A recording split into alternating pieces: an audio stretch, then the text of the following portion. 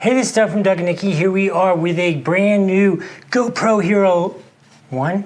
See that? That's the original GoPro Hero, which I did some R&D work originally. Yeah, I've had all of them, 1, 2, 3, 4, 5, 6, 7, 8, 9, 10, and 11 in this box here. So it is time to unbox it in this video. I'm gonna tell you a little bit about its new features, how it works, all that kind of stuff. Stuff that differentiates it from the 10, 9, and 8.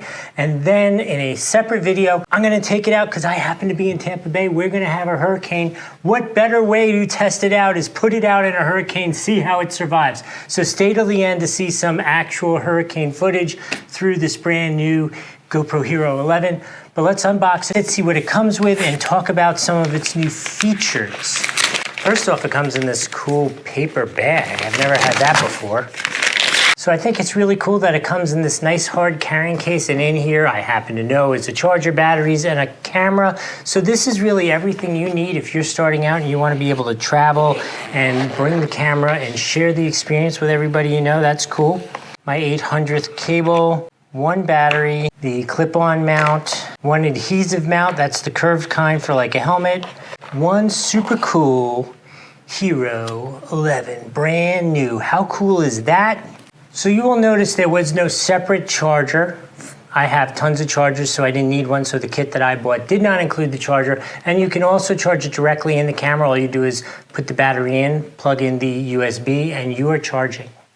All right, so in this video, I am not gonna go hog wild for 20 minutes on you. I'm just gonna give you the down and dirty differences between this and previous models and why you might want this, or maybe you don't. So let's start with the most basic one. Pricing essentially remains the same. There are always a little bit of differences between vendors you buy from. All right, so the first big technical difference is it has a bigger sensor, and with the bigger sensor comes with a cool new field of view. It's an 8x7, which is basically a big giant square, huge, but I think the cool idea with that is you could crop it down and have it be vertical or horizontal. You could do all kinds of creative things with one single shot. I think that's a really cool idea.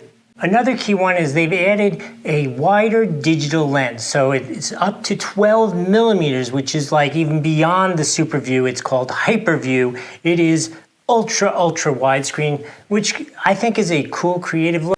Okay, so now they had a horizon lock on the 10, but the horizon lock on this is ridiculous. You could go full 360 degrees and the horizon stays the same. It looks awesome. Future videos, I will show you how that looks. So the HyperSmooth gets improved every single time they come out with new iterations, and this one is true as well. It actually includes an auto boost where it boosts up the HyperSmooth. It really is an incredible look. Again, I'm gonna have to do a whole nother really long video, but you really just wanna know the essentials here, and the HyperSmooth is definitely improved.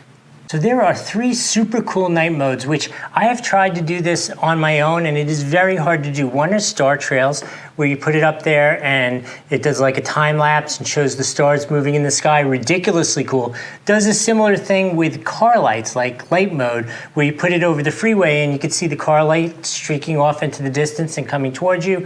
And then finally it has like a cool artistic light mode, where it's basically like a really long exposure, and if you go out with a flashlight, you can like draw figures and things in the frame, and that's cool to play with also.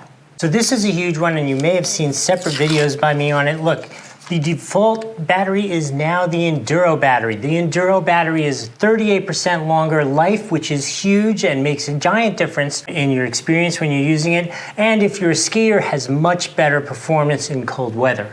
Okay, so the last thing I'm going to touch upon really quick is the overheating thing, which was a problem with my 10, which I'm actually shooting on right now. And this will not overheat if you're below a 30 frame per second rate on 4K. So if you're 4K 30, should never overheat. If you're going faster than that, it should be much better about overheating. And I'm told that if there's airflow over it, really shouldn't overheat because it's basically being air conditioned by the air. So like if it's on a bicycle or if it's on the hood of your car, it shouldn't be overheating. If you put it in a case and you go diving, it might overheat.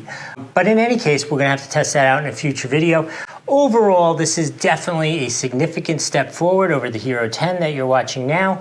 But you know, that 10 is amazing. Love that 10, so it really depends upon you. I'm excited to have this and using it. I'm gonna show you lots of new videos, but you can make a decision if you wanna buy it or not. There's another GoPro version coming out, as well as the new DJI Osmo Action 2 coming out. There's another GoPro 11 version coming out, a small version. I'll have that as soon as it comes out, and I'll talk to you about that. But overall, I think if you're in the market for a new action camera, this thing's ridiculously cool. If you have a 10 and you have maybe want a football pool or something like that, definitely get it, it'll be cool. If your economy's not that good right now, your 10's fine. Your 10's fine. At some point you could go to the 11, but for now that 10's fine. In any case, I hope that's helpful. We'll see you next time.